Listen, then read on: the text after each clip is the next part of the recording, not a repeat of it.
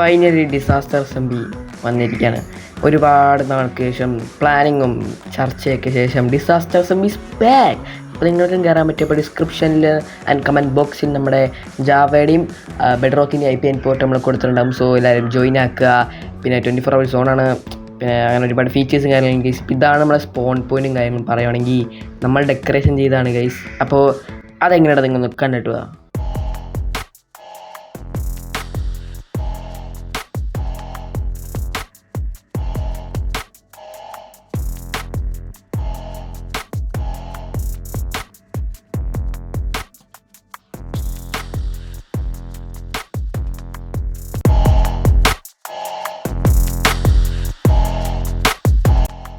എന്തായാലും സർവർ തുടങ്ങി കുറച്ച് കഴിഞ്ഞപ്പോൾ തന്നെ ഞാൻ ഗ്രൈൻഡിങ് സ്റ്റാർട്ട് ചെയ്തു.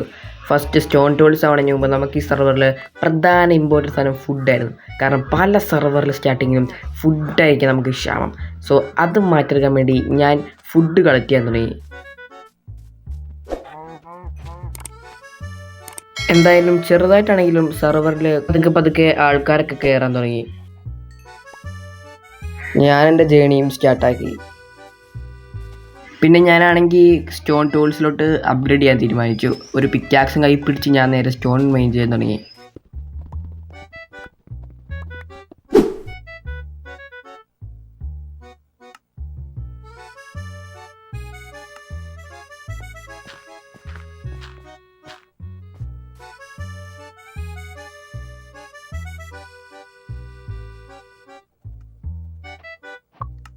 ഞാനങ്ങനെ ഫുൾ സ്റ്റോൺ ടൂൾസായി.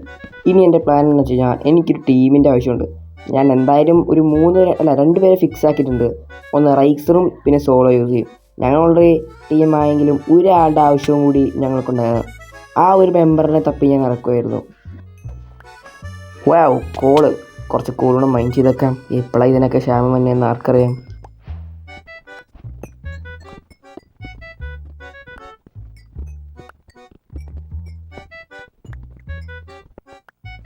അപ്പോഴാണ് ഞാനൊരു കാര്യം ചിന്തിച്ചത്. എൻസോ എന്തായാലും ഈ സർവറിൽ കളിക്കുന്നുണ്ട്. സോ എൻസോ എനിക്ക് പരിചയക്കാരനും കൂടിയാണ്. എന്തായാലും എൻസോ അത്യാവശ്യം കളിക്കുന്ന ഒരു പ്ലെയറും കൂടിയാണ്. അപ്പോൾ എൻസോക്ക് എന്തായാലും ടീം സെറ്റ് ആവാത്തതുകൊണ്ട് നമ്മുടെ ടീമിൽ സോളോ യൂസ് റൈക്സർ ഞങ്ങളുടെ ടീമിൽ കയറ്റിയാലൊന്ന് എനിക്കൊരു ആലോചന തുടങ്ങി. ബട്ട് ഞാൻ മാത്രമല്ലല്ലോ ഓണർ.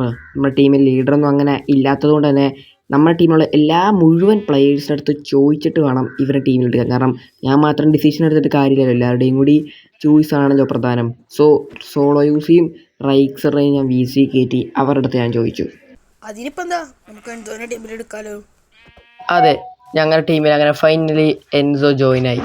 ഈ കാര്യം ഞാൻ അവൻ്റെ അടുത്ത് പറഞ്ഞപ്പോൾ അവൻ ആദ്യം പറഞ്ഞത് നിങ്ങളുടെ ടീമിൽ ഓൾറെഡി സെറ്റായില്ലേ, ഇനി ഞാൻ എന്തിനാണെന്നാണ്. അപ്പം ഞാൻ പറഞ്ഞ് എടാ ടീമിൽ ഇപ്പോൾ 3 പേരാ, ഒരാളുടെ ആവശ്യമുണ്ടെന്ന് പറഞ്ഞു. അപ്പോൾ അവൻ പറഞ്ഞു ഓക്കെ ഞാൻ വരാമെന്ന് പറഞ്ഞ്. പിന്നെ എൻസോയുടെ ചാനൽ നമ്മുടെ ഡിസ്ക്രിപ്ഷൻ ബോക്സിൽ കൊടുത്തിട്ടുണ്ടാവും. സോ അവൻ്റെ ചാനൽ കൂടെ ഒന്ന് സബ്സ്ക്രൈബ് ചെയ്യാം. Okay, back to server. ഞാൻ അങ്ങനെ ഒരുപാട് ഫുഡ് കാര്യങ്ങളും കളക്ട് ചെയ്യാൻ തുടങ്ങി. ആൻഡ് കുറച്ചധികം ആയപ്പോൾ തന്നെ ഞാൻ അപ്പോഴും സ്പോൺ പോയിൻറ്റിൻ്റെ അപ്പുറത്തൊന്നും മാറിയിട്ടില്ല, അവിടെ തന്നെ ഉണ്ടായിരുന്നു. കുറച്ച് കഴിഞ്ഞപ്പോൾ എനിക്ക് ബോറടിച്ചു.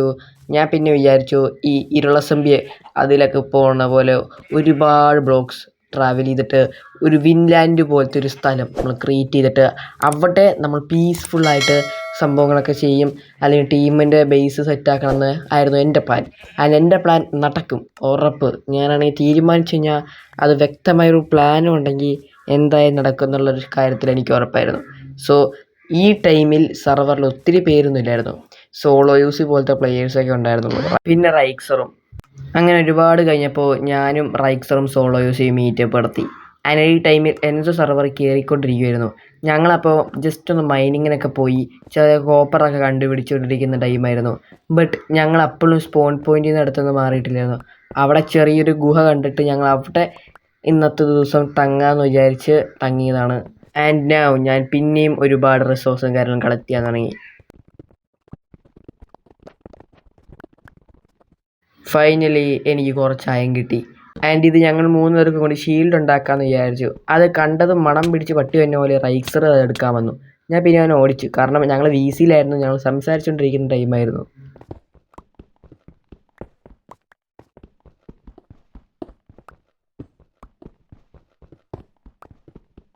എടാ ഇത് ഒരുപാടുണ്ടല്ലോ.